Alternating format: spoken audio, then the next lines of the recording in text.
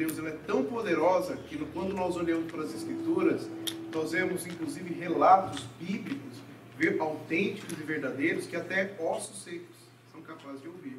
E não só ouvir, mas começarem a ter vida. Então, esse é o poder da palavra de Deus, não é verdade? Porque ela não é uma palavra qualquer, não é uma palavra de homem, mas, como nós temos dito aqui e afirmado, é a palavra do próprio Deus. E se Deus é poderoso, a sua palavra não pode ser diferente, ela é poderosa. Então nós vamos ler Filipenses capítulo 3, verso 13 a 14. Capítulo 3, verso 13 a 14. Dois versículos. Diz assim a palavra do nosso Deus. No inglês aqui não mudou, tá bom? Não é Isaías não, é Filipenses 3, 13 a 14. Irmãos, quanto a mim, não julgo havê-lo alcançado, mas uma coisa faço, esquecendo-me das coisas que para trás ficam e avançando para as que adiante de mim estão, prossigo para o alvo, para o prêmio da soberana vocação de Deus em Cristo Jesus. Vamos ler mais uma vez agora todos juntos? Irmãos, quanto a mim, não julgo havê-lo alcançado, mas uma coisa faço, esquecendo-me das coisas que para trás ficam e avançando para as que adiante de mim estão, prossigo para o alvo, para o prêmio da soberana vocação de Deus em Cristo Jesus. Olha que interessante. Início de um novo ano. Como que nós temos que iniciar esse ano? Deixando as coisas que para trás ficam e prosseguindo para o alvo. Mas antes de falar mais um pouquinho sobre isso, primeiro nós temos que lembrar para quem Paulo está escrevendo. Paulo está escrevendo aos Filipenses. Se vocês não sabem, ou não ouviram falar, olha que interessante. Os Filipenses eram sem dúvida nenhuma, os maiores parceiros do apóstolo Paulo durante toda a história missionária dele. Já pararam para perceber isso? Vocês sabiam disso? Paulo está escrevendo para a maior igreja parceira do ministério dele. E quando nós olhamos para as Escrituras, nós ficamos impressionados, não é verdade? Porque o maior missionário que o próprio Senhor Jesus levanta no Novo Testamento é o apóstolo Paulo. Ele faz 3 viagens missionárias e cerca de 30 anos ele é tão usado por Jesus que ele evangeliza quase toda a Ásia e parte da Europa. Mas o que poucas pessoas sabem é que Paulo não fez a missão sozinho. Paulo sempre teve missionários parceiros junto com ele, e esses missionários faziam parte dessa igreja. Esta igreja foi a maior igreja parceira do maior missionário levantado por Cristo no Novo Testamento, o apóstolo Paulo. E é interessante que quando nós vamos conhecer um pouco mais da história dessa igreja, lá em 2 Coríntios capítulo 8, nós vamos perceber que a maior igreja parceira do maior missionário levantado por Cristo no Novo Testamento era uma igreja que tinha 2 características que a gente hoje em dia falaria assim, não é possível. Essa igreja conseguiu ser a maior parceira na missão de Cristo com o apóstolo Paulo? De fato. Por quê? Primeiramente, quando você lê lá em 2 Coríntios 8, diz que essa igreja estava cheia de tribulações. Provas de não é só tribulações, de muitas tribulações. Olha que interessante. Às vezes nós pensamos o seguinte, que nós vamos estar engajados na missão de Deus, que nós vamos caminhar com Jesus para valer, quando todos os nossos problemas estiverem resolvidos. Porque enquanto eu estou com meus problemas pessoais, não dá para me concentrar com Jesus. Então, quando eu resolver todos os meus problemas, quando eu não tiver mais nada, nenhuma demanda para fazer, aí eu vou servir Jesus para valer. Mas isso não é verdade. Porque, para começar, você acredita que nesse mundo caído, aqui, vai chegar um momento onde nós não vamos ter nenhum problema mais? Aqui, nesse mundo, na glória, tudo bem. Isso é fato, mas aqui, não vamos. E segundo, porque Deus nos mostra que uma igreja que passava por muitas provas de tribulações de todos os tipos, financeira, física, perseguição, espiritual, está engajada na missão do maior missionário levantado por Cristo, mesmo cheio de provas e tribulações. Algumas pessoas pensam assim: eu estou cheio de problemas, isso daqui é um sinal que não dá para eu servir a Deus, deixa eu resolver meus problemas. Você não vai resolver. Se com Deus você não está conseguindo, sem Deus é que você não vai. Pelo contrário, é por nós constatarmos que nós temos problemas, constatarmos que nós temos provas e tribulações, é aí que nós temos que engajar mais.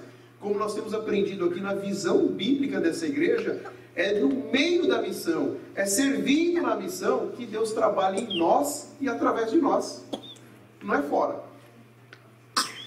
Então, primeiro, essa igreja era uma igreja que estava sendo uma igreja missionária, engajada na missão de Deus, entregue ali com o apóstolo Paulo, mas ela tinha muitas provas e tribulações. Segunda e última característica dessa igreja, que também nos chama a atenção: essa igreja era uma das igrejas mais pobres, se não a mais pobre do Novo Testamento. Porque lá em 2 Coríntios capítulo 8 vai dizer que eles passavam por muitas necessidades.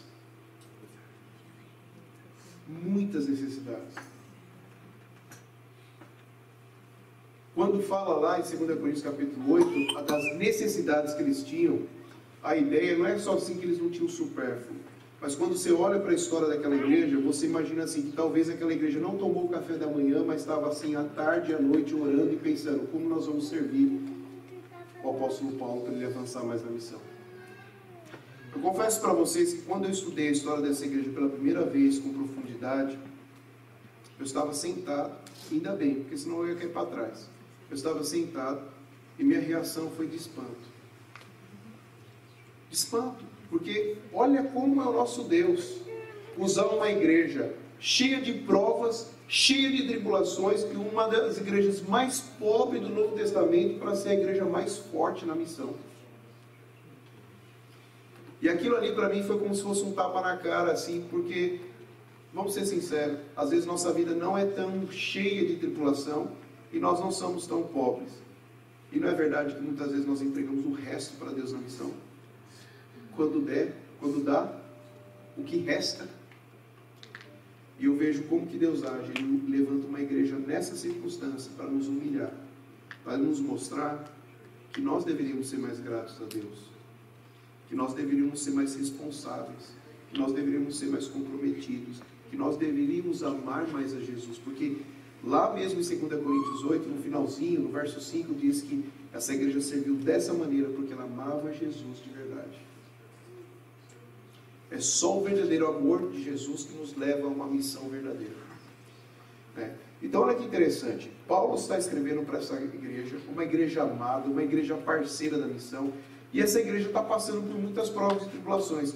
E olha, nessa carta que vem para agradecer a parceria deles e também para consolá-los, 2 versículos aqui me chamam a atenção nessa virada do ano, que são esses aqui: esquecendo-me das coisas que para trás ficam e avançando para as que diante de mim estão, prossigo para o alvo, para o prêmio da soberana vocação de Deus em Cristo Jesus. Ou seja, essa igreja está passando por lutas, ela está passando por muitas tribulações, e Paulo, inspirado por Deus, escreve essa palavra para encorajar. E olha o encorajamento: está passando por lutas, está passando por provas, deixa as coisas que ficam para trás, foca em Jesus. Foca em Jesus. Paulo ele fala: irmãos, quanto a mim, não julgo havê-lo alcançado. O que ele está falando? Ele está falando da vida com Cristo. Olha, primeiramente, Paulo fala assim: você quer olhar, você quer no meio de todas essas tribulações, problemas, dificuldade, você seguir um coração animado? Primeira coisa, não olha para a vida agora, olha lá para o fim, olha para a nossa vida com Jesus, lá na glória. Ele fala assim: eu não alcancei isso ainda, mas uma coisa eu faço, eu deixo as coisas para trás, ficam, e eu vou prosseguir para lá. Primeiro, tira a cabeça um pouco das coisas dessa vida. Você já parou para perceber que mesmo aqueles que se dizem cristãos e discípulos de Jesus, muitas vezes a cabeça deles e o coração só está aqui nessa vida? É o serviço daqui, é o emprego daqui, é o dinheiro daqui, é a minha família que eu ponho até acima de Deus, é os meus bens, tudo nas coisas dessa vida. E Paulo fala o seguinte para essa igreja: olha, para animar o coração de vocês, para vocês continuarem firmes na missão, faça que nem eu. Vamos colocar a cabeça nossa um pouquinho lá no alto. Lá no alto. Você quer ver um exemplo simples para você perceber como é poderoso isso? Se você se limita na vida só aqui, você começa a falar assim: poxa, mas eu não tenho isso, eu não tenho aquilo, eu tenho que me informar nisso, eu não fiz aquilo outro. Mas quando você começa a colocar a cabeça lá no alto, você começa a perceber o seguinte: olha, por mais que eu viva bem, será que eu vou viver mais de 100 anos? E se eu viver até 100 anos, vai? 100 anos é uma boa idade, não é verdade? É acima da média. Tem gente aqui que já passou da metade disso. Tem outros que estão chegando. Já foi minha época de jovem, eu estou beirando lá. E aí vem, vale a pena colocar o nosso coração, nossas forças, nossa mente nessa vida aqui, se ela é tão passageira? Olha como Paulo, inspirado por Deus, anima o coração dessa igreja e fala: irmãos, só para amenizar as lutas que vocês estão enfrentando no dia a dia, faz o seguinte: põe a sua mente e o seu coração lá no céu. Pensa na glória.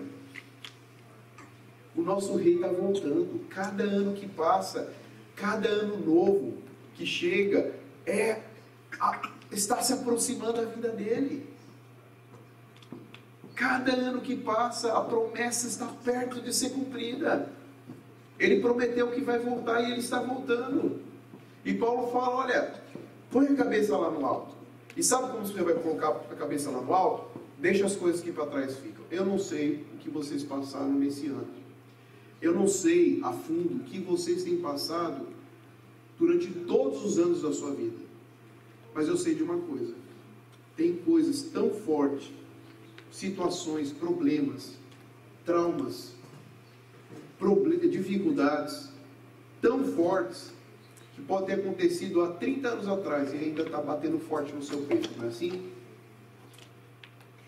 Mas olha que palavra poderosa, libertadora de Deus hoje para você. Deixa para trás. Deixa para trás. Você já percebeu que a pessoa que faz você ser infeliz é você mesmo? Eu sei que as pessoas contribuem, mas a pessoa que mais faz você ser infeliz é você mesmo, pelas suas decisões. E uma das decisões péssimas e erradas que nós tomamos é de guardar coisas que deveriam ter ficado para trás. Mas a gente carrega aqui perto, para remoer, para sofrer. Volto a dizer, eu não sei a fundo aquilo que você tem carregado e que tem te impedido de servir a Jesus melhor, mas a palavra de Deus hoje fala para você: nós vamos começar um novo ano, olha aqui a oportunidade, tudo novo. Então deixa as coisas para trás, deixa as coisas que para trás ficam, deixa ela. Mas ao mesmo tempo que ele fala deixa as coisas que para trás ficam, o que ele fala? Prossiga para o alvo. E qual que é o alvo? Emprego melhor? Mais dinheiro? Eu creio que tudo isso é bênção de Deus, não é verdade? E se Deus nos dá, nós devemos agradecer. Mas olha o que ele fala: o nosso alvo é Jesus. O nosso alvo é Jesus. E é interessante que Paulo está escrevendo, eu fiz questão de falar toda essa parte histórica para vocês no início, para vocês entenderem melhor isso. Paulo está falando isso para uma igreja que sabia disso, porque essa igreja provavelmente não tinha nada. Mas ao mesmo tempo essa igreja tinha tudo. E o que Paulo está falando para ela é: se agarra no tudo que vocês têm, que é Jesus. Se tem uma coisa, irmãos, que nós temos aqui nessa vida e que nós vamos levar, é a nossa caminhada com Jesus. Só isso. Mais nada nós vamos levar. Então, eu queria deixar para você hoje, nesse dia tão especial, que nós vamos passar por um novo ano, volte a caminhar com Cristo. Com foco nele. Deixa as coisas que para trás ficam. Deixa. Essas coisas provavelmente estão impedindo de você correr na caminhada cristã. Foque em Jesus. E eu tenho certeza que Ele vai curar seu coração, que Ele vai animar a sua vida, que Ele vai te dar as disposições corretas. E a caminhada cristã é assim mesmo, é cheia de luta, é prova. Às vezes assim, estou pensando em desistir, mas o Senhor chega e fala, não desiste não, olha para o alvo. É assim que é a nossa vida. Que Deus abençoe a todos.